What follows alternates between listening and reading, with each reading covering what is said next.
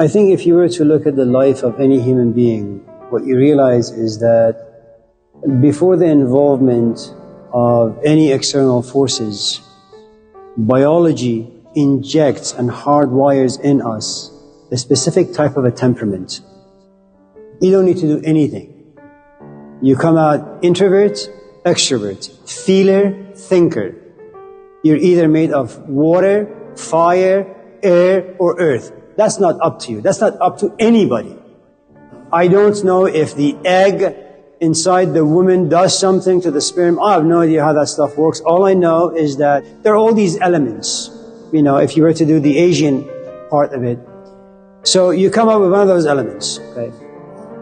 So you come out full, which means that if you're made of fire, if you're like chaotic and always on the move, should you find a teacher who wants to teach you something, the first thing they need to do is calm you down. And that can be done in a variety of different ways. Okay? That's number one. Number two, if you chart the human life, you realize that just in case the person who's carrying you has any deficiencies, you're going to inherit some of those. Then when you do come out, whatever your physical environment, that's going to be part of who you are. Then you have media. Then you have education. Then you have your own personal experiences that you form emotions about, and emotions are judgments, and judgments ultimately create biases. Okay? By the time you get to be 10, you are fully shaped. Those formative years, if you look at, for example, the way concrete is formed, you create this form, some rebar, you go to Home Depot, buy 40 bags of concrete, put some water, you pour them. And once in a while you go out to wet it, to just strengthen the concrete. That's your formative years. As long as it's wet, you can change the shape and reshape it the way you wish. The moment it hardens, after 48 hours or a few days, you need a jackhammer. Now imagine that all of us in this class are like fully formed concrete. Whether that fully formed comes from a healthy background or an unhealthy background. You just come to realize there are certain things about your life you don't like and you want to change. Unless you find a jackhammer, it's impossible. And that's the problem with education. It is painful. I'm not talking about Laney or Stanford or Yale. Anytime you want to change anything that has taken shape inside you, you're not receptive to possibilities. You can imagine them, but those imaginations will never be realized. It's not possible. So, forgive the self-indulgence. You were 17 when I met you. And the nice thing about being young is that when you're young, you're just confused. You're trying to figure out who you are, what you are. And the adults out there are telling you, well, you need to figure things out immediately. I'm 10, give me a fucking break. And one of the nice things about confusion is that you are really open to all the possibilities that are out there. In the right space, you could run into, with some luck, Angela Davis, and all of a sudden, you who didn't care much about society, had zero amount of empathy about you, all of a sudden you're a social activist, and you become a Mother Teresa. Even though Mother Teresa was somewhat of a bitch. Or, you know, you could run into, I don't know, Eminem. The point I'm trying to make is, when you're confused, you're open. The only thing you need to pray for is, you better pray for someone decent to walk into your life. Which makes, forgive the digression, women's task in this particular scenario so, I think, difficult and somewhat dangerous. Because you're 16, 17, 18, you want to explore the world, the media is all about sex, you want to experiment with this, there's a young man out there, he looks interesting, but young men are not there yet, they're just young men, they're vultures. They don't really know what, this layer of love in Greek philosophy, which is pragma, they don't really know how to commit. They have a bumper sticker of an idea, but bumper stickers don't really mean anything. And so they kind of fall into this trap, and, you know, they get damaged in certain ways. So confusion is necessary. Now, let's say that, a scenario, may I? It's going to be awful. You take a class, you have a spouse or a companion, and your life is set. You know where you're going and what you're doing. And you just take a philosophy class or some class out there because you just need the class to graduate. I don't know why we like things. We just like them. I think you have this like non-sensory palate that lives inside your soul or psyche or something. You hear an idea and you taste it. It's really good. It makes you think and it's painful, but again, it tastes really, really good.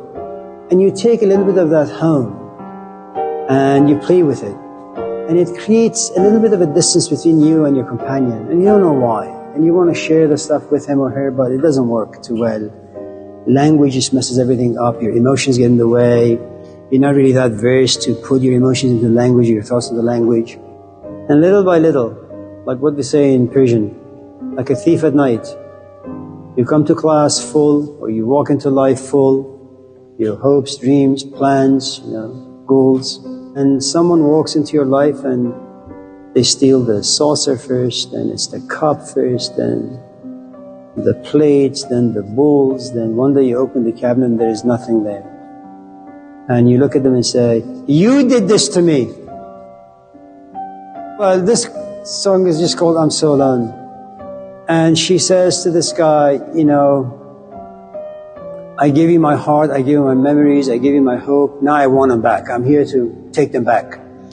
And so the point I'm trying to make ultimately is, some people come to you full, and little by little they're jackhammered, and cracks begin to appear, and their life falls apart. You need to understand, when someone comes to you full, it means that there is this concrete, there's the base plate, then there are the walls, then there is the roof, and inside this sanctuary, it's called a life. And that life has meaning, it has purpose, it has history. And when someone jackhammers it, they're not just destroying this physical house. Meaning is going to go away. That's one way of being receptive, or becoming receptive, which is, it comes at the cost of a life being destroyed, so another life is being created. But this other life, you have no idea how it's going to be.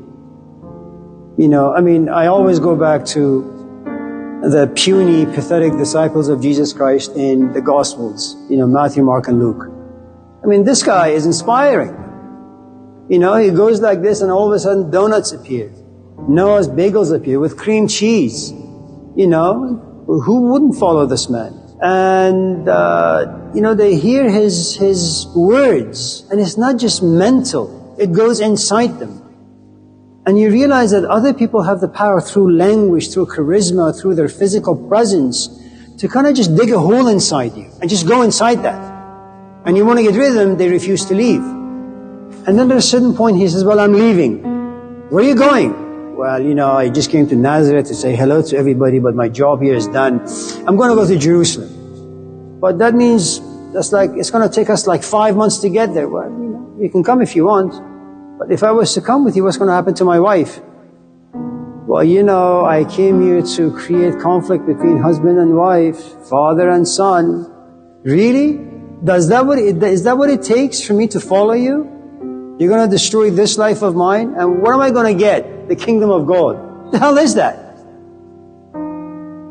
Look, the only reason why you did philosophy, because you wanted to be in the classroom and be a Socrates. Now, none of us know how the future, this kingdom of God, what it looks like, if you're ever going to be there or get there, and if you do get there, how it's going to function through you. None of us know that. All we know is that we are following this man or this person based on a leap of faith. I don't know where he's taking me. I don't know what he's doing to me.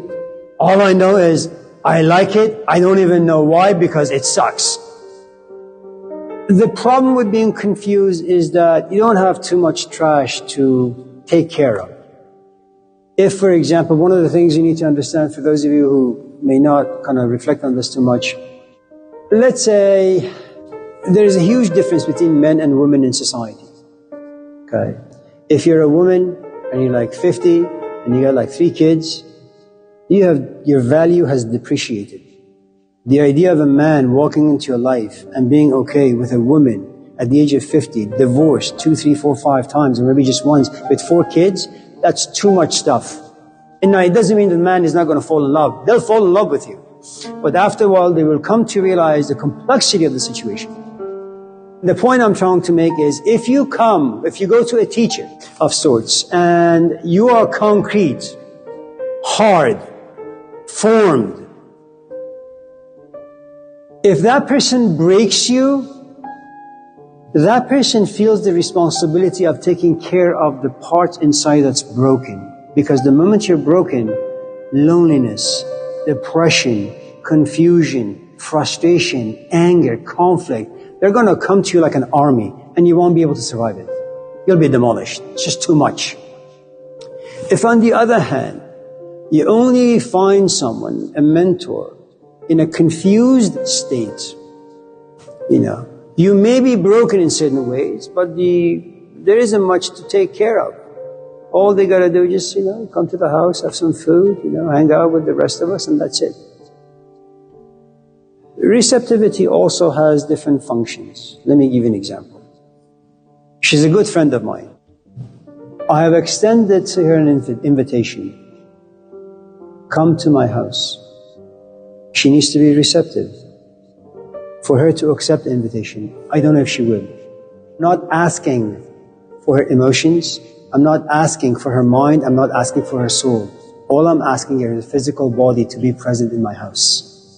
But that's a lot of things for her to overcome, to become receptive to that particular invitation. When she's there, the physical space is going to create certain emotions.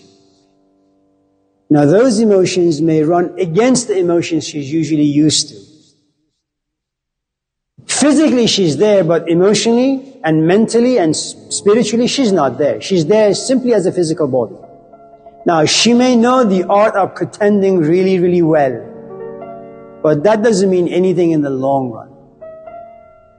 So if I was to be good at what I do, I have to coerce and manipulate her to arouse certain kinds of emotions. And I gotta do it so often where she says, you know what, I go to my aunt, but I want those kind of emotions. My aunt can't give it to me. My mom can't give it to me. My friends can't give it to me. So you know what she'll do? She'll pick up the phone. Professor, by this time, Amir, I'm really, really sorry to bother you. I was wondering, if you're not doing anything, can I come and have some tea with you and your wife and kids?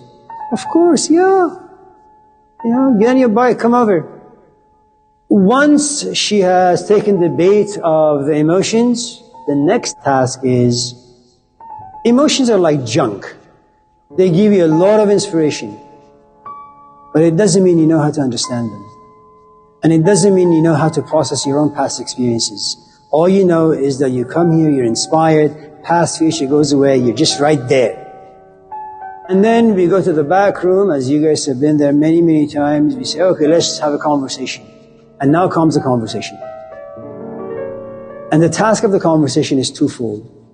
It needs to have the proper amount of emotions, but you must also be pushed to think, to reflect, and to understand. And you may not be receptive to that just yet. And you may never get there. And so you realize that people can be receptive at different levels. Someone can give you their body, but not their emotions. Someone can give you their emotions, but not their body. I mean, it's like a jigsaw puzzle. You can just play with this stuff. Someone may give you their mind, their body, and their intellect, but they may not really have much of a soul inside them. And they'll intellectualize everything. So, and the more proficient a mentor is, the more they're going to experiment. And once they realize that their experimentation is not going anywhere, they'll just walk away. It's kind of like quiet quitter. It's one thing that you're a parent, I'm a parent, she's a parent, that we know really well. Our children don't listen to us. You're far too close, far too intimate. The sort of fear and respect that you need to have to be able to pay attention, and follow certain guidelines. Parents don't have the power.